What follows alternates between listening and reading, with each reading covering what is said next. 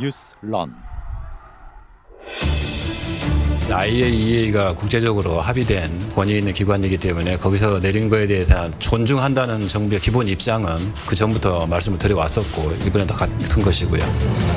누가 보더라도 IAEA는 일본하고 사실상 함께 이 해양 투기하려고 같이 공동 작업을 한 기구다, 이렇게 추론이 됩니다. IAEA가 일본과 결탁했다 이런 건 전 믿기 어렵다 이렇게 생각이 되고요. 당연히 기관으로서 공신력 있게 행동했을 거라고 생각이 됩니다.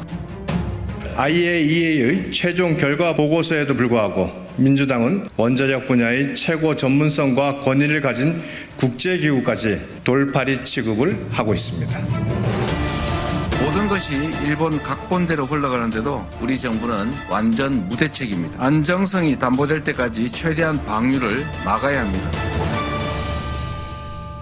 여론전, 이 단어 잘 기억해 주시기 바랍니다. 일본 정부도 우리 정부도 그리고 정치권까지 모두 총력 여론전에 들어갔습니다. 지금부터 하나씩 짚어볼 텐데요. 먼저 일본입니다. 원전 오염수 해양 방류에 대해서 국제원자력기구의 보증을 받은 일본 정부는 섣부른 방류보다는 일단 국내외 여론전에 집중한다는 계획입니다. 그러면서 8월 방류 개시설도 흘리고 있습니다. 첫 소식 윤철원 기자입니다. 찬성 45% 대 반대 40%. 후쿠시마 오염수 해양 방류에 대해 이달 초 일본의 한 민영방송이 실시한 여론조사 결과 일본 내에서도 여론은 반반으로 갈렸습니다. 국제원자력기구 IAEA로부터 이른바 방류 보증서를 받아든 일본 정부가 당장 방류를 개시하지 않고 우선 국내외 여론 설득에 나서기로 한 것은 이 같은 여론을 의식한 것으로 보입니다.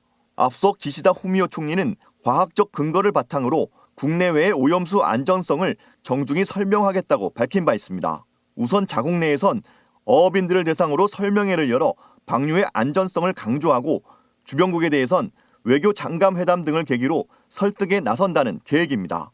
또 기시다 총리는 오는 11일부터 12일 사이 윤석열 대통령과 단독 정상회담을 추진해 직접 오염수 해양 방류의 안전성을 설명하고 이해를 구할 예정입니다. 이런 가운데 일본은 IAEA의 보고서를 바탕으로 후쿠시마산 수산물 수입 재개를 압박하고 나섰습니다. 일본 마스노 히로카즈 관방장관은 한국의 후쿠시마산 수산물 수입 규제에 대한 질문에 일본산 식품 등에 대한 수입 규제 철폐는 중요한 과제이며 적절하게 대처하겠다고 답했습니다. 한편 일본 언론에서는 8월 방류설이 흘러나오고 있습니다. CBS 뉴스 윤철원입니다. IAEA의 최종 보고서가 나오자 정치권은 오염수 공방 2라운드에 돌입했습니다. 각자 자신들이 원하는 여론을 형성하기 위해 공방을 이어가고 있는데요. 정부도 국민 불안감 잡기에 집중하는 모습입니다. 당정의 대응을 최인수 기자가 취재했습니다. IAEA 발표를 존중한다는 입장을 밝힌 정부는 오염수 방류 후속 조처를 내놨습니다. 후쿠시마산 수산물 수입은 당분간 없다는 입장을 강조했습니다. 국무조정실 박구현 1차장입니다. 국민들께서도 좀 정서적으로 받아들일 준비가 되지 않는 한 그걸 정부가 수입하는 일은 절대 없다. 다시 한번 강조로 말씀을 드리겠습니다. 100일 동안 고강도로 수산물 원산지 표시 점검도 실시하기로 했습니다. 해양수산부 박성훈 차관입니다. 최소 3번 이상 방문하는 투트랙 체계를 가동하여 원산지 표시를 철저히 단속하겠습니다. 여당은 수산업계 달래기에 나섰습니다. 국민의힘 윤재옥 원내대표입니다. 수산업 종사자들 또 횟집 경영자를 비롯한 피해를 본 일이 있으면 당연히 지원을 해야 되고 종합적인 일본과 추가 협의를 해나가야 하는 부분이라는 사후 모니터링 참여는 미정입니다. 높아진 국민 불안감을 잠재울 수 있을지가 정부와 여당의 과제입니다. CBS 뉴스 최인수입니다.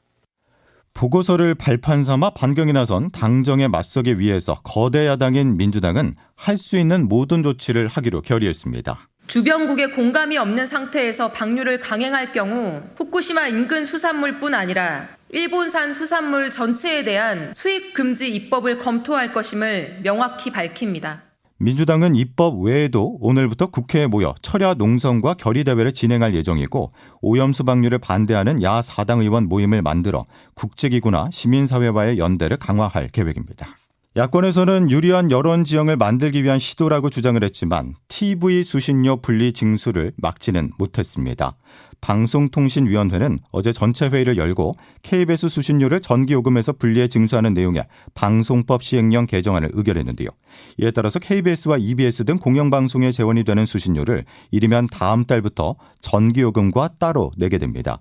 KBS는 입장문을 통해 공영방송 제도 개선 논의를 위해서 충분한 숙고와 토론의 시간이 필요하다고 밝혔습니다. 보다 더 다양한 뉴스가 궁금하십니까? 출근길 오전 7시 CBS 라디오 표준 FM 김덕기의 아침 뉴스에서 확인하실 수 있습니다. 핵심만 담은 뉴스가 여러분을 기다립니다.